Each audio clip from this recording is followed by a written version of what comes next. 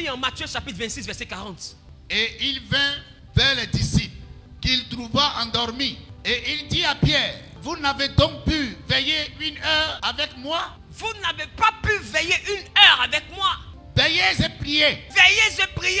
Mais d'autres ont entendu, dormez et priez. Jésus dit, 1 seule heure. Vous n'avez pas pu faire ça avec moi. Mais c'était les personnes à qui il avait promis le Saint-Esprit. Et quand il arrive, il trouve qu'ils sont faibles parce que même les standards d'1 heure de prière, ils n'ont pas pu réussir. Il dit, mais même 1 heure, vous n'avez pas réussi.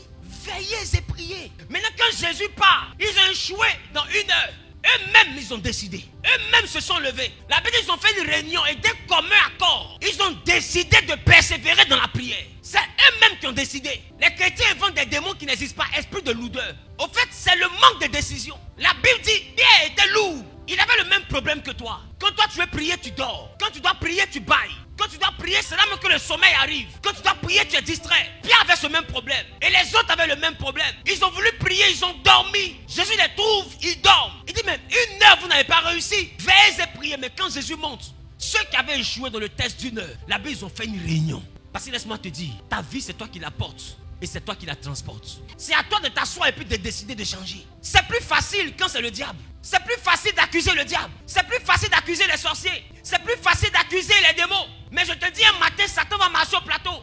Il va prendre pancarte et ces démons. On veut pas, on veut pas, on veut. On dit, mais il y a quoi? On dit, la fille la main sur nous.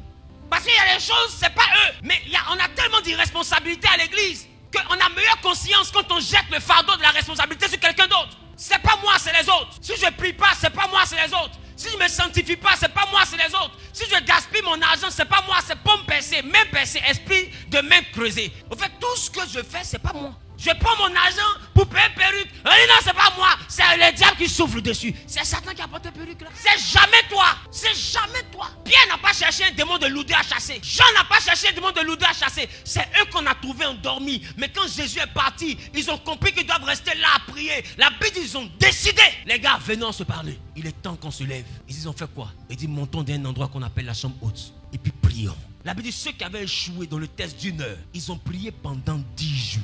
La Bible dit, ils ont tellement prié qu'il y a eu un vent, un bruit, un fracas dans le ciel. Et un vent impétueux est rentré dans la salle. Et ils ont été remplis par le Saint-Esprit. Et les mêmes qui avaient échoué au test d'1 heure, ils ont réussi au test du Saint-Esprit, au test de la chambre haute. Je vais te dire, le Saint-Esprit ne viendra pas sur toi tant que toi-même tu ne décides pas de prendre le taureau par les cornes. Il ne viendra pas sur toi tant que tu ne décides pas de prendre le taureau par les cornes. Laisse-moi te dire, il y a une chose que tu ne pourras pas éradiquer sur la terre. C'est la sorcellerie dans ta famille. Tu ne peux pas. Même moi-même, je te prêche. Et puis tu viens me voir. Papa, il faut prier parce qu'on m'attaque spirituellement. Même moi-même, il y a sorcier chez moi. Donc si je te dis, prier puis ils vont disparaître, je te mens. En fait, c'est une arnaque gospel. Je te blague. Tu ne peux pas empêcher les ténèbres d'exister. Mais la chose de laquelle tu dois te souvenir, c'est que tu es la lumière. En fait, c'est pas à la torche de se plaindre de l'obscurité. C'est à la torche simplement de s'allumer.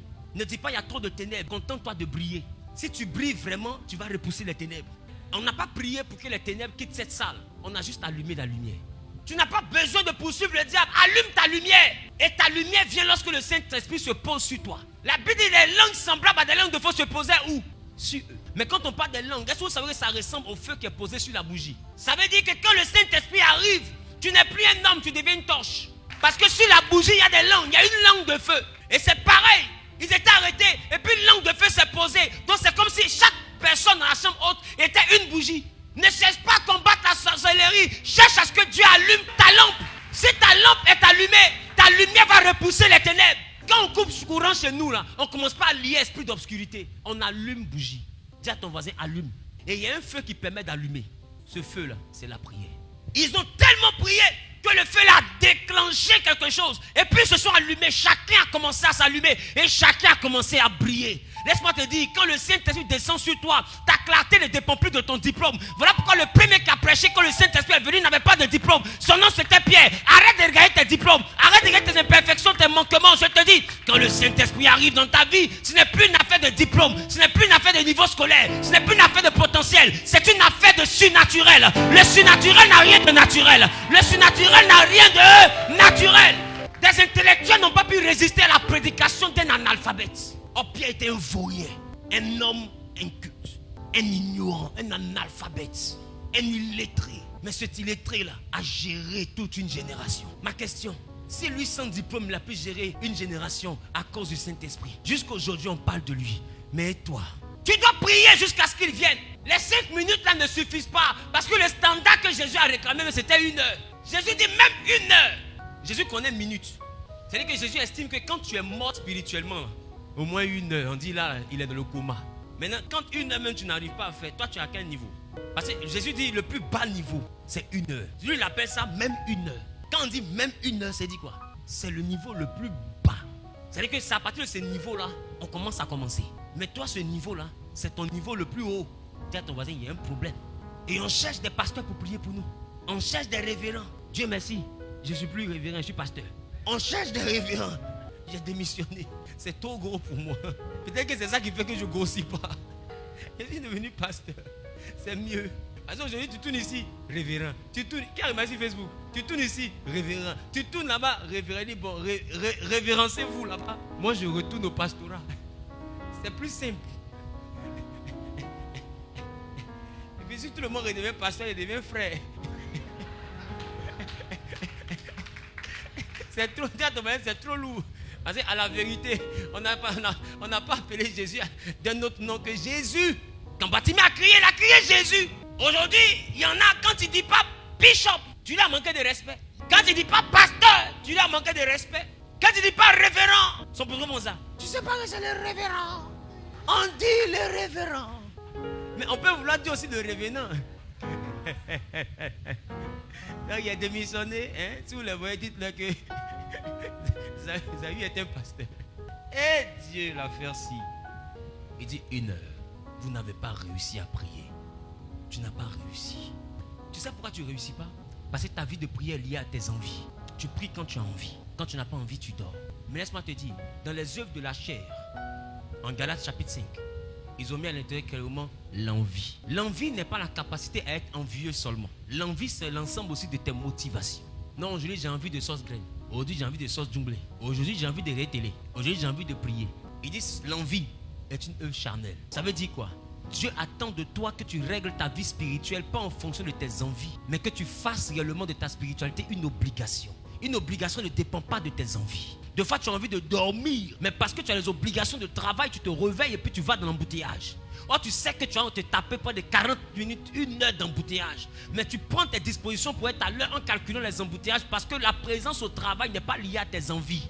Ça veut dire que tu as envie de dormir, mais tu te réveilles à 4 heures. Peut-être que dès 6 heures, il y a les bouchons et tu prends tes dispositions pour être à l'heure. Au-delà de tes envies, tu fais violence sur toi parce que tu sais qu'à la fin du mois, ton salaire dépend de ça. Si tu suis tes envies, tu perdras ton salaire. Le Saint-Esprit est un peu comme un bien précieux. Il dit quand votre enfant demande du pain, vous ne donnez pas un scorpion ou demande un œuf. Vous ne donnez pas un serpent. Méchant que vous êtes, vous savez donner de bonnes choses à vos enfants. Combien de fois le Père ne donnera-t-il pas l'Esprit à ceux qui lui demandent? Écoute-moi, Jésus dit quand on demande un œuf, on ne nous donne pas serpent. Quand on demande un poisson, un pain, on ne nous donne pas scorpion. Mais il dit le Père donnera l'esprit à ceux qui lui demandent. C'est pour te dire une chose. Quand tu demandes quelque chose, Dieu ne te donne pas la chose. Il te donne l'esprit. Tu veux le mariage, il te donne l'esprit. Parce que dans l'esprit, il y a le mariage. Tu veux la délivrance, il te donne l'esprit. Parce que là où est l'esprit, là aussi il y a la liberté. Tu veux la guérison, il te donne l'esprit. La chose qu'il te faut demander, ce ne sont pas toutes les autres choses. Mais c'est l'essence, le tronc. Au fait, on demande des branches. On ne sait pas que les branches sont posées sur un tronc. C'est comme en médecine. Il y a des années qu'on appelle tronc commun. Toutes les autres branches de la médecine sont posées sur un tronc qu'on appelle le tronc commun. Le tronc commun de la bénédiction chez nous, c'est le Saint-Esprit. Quand tu veux, c'est pourquoi la Bible dit qu'en lui réside la plénitude du Père.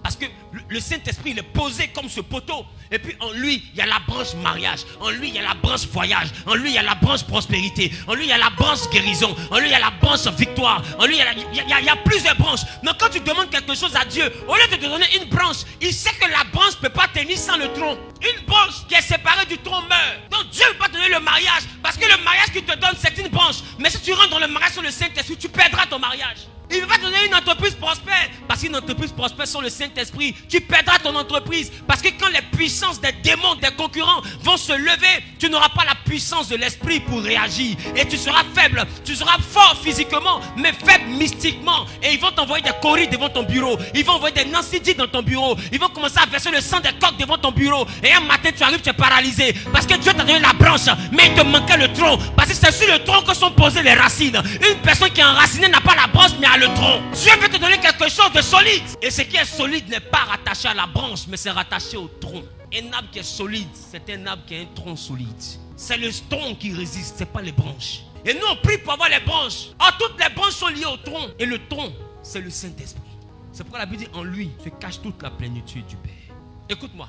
De la même manière que les gens sont prêts à sauter des flaques d'eau pour aller dans des forêts pour se laver, je t'assure que faire des munitions pour avoir le Saint-Esprit aussi est bénéfique. Parce que si eux ils sautent des flaques d'eau, c'est parce qu'ils savent la puissance qu'ils vont avoir et le résultat qu'ils vont avoir. Mais laisse-moi te dire, il faut être capable de savoir aussi la puissance que tu vas avoir et le résultat que tu vas avoir si tu as le Saint-Esprit. Alors tu auras la force de payer le prix dans la prière. Je veux te dire une chose, le Saint-Esprit est le seul qui a été capable de réduire Dieu. Réduire Dieu, la parole de Dieu. Il a réduit la parole de Dieu, que Dieu même a élevé au-dessus de lui-même. Le Saint-Esprit est venu par Gabriel. Il dit à Marie, tu seras enceinte. Elle dit, comment ça se fait? Il dit, l'ombre du Seigneur, le Saint-Esprit viendra sur toi et la puissance de son nom. Il dit, alors tu concevras et tu auras un enfant dans ton sein. Et ce saint enfant sera appelé fils de Dieu. Mais le saint enfant, c'était qui? La parole faite chair. Maintenant ma question, Salomon a construit un grand temple.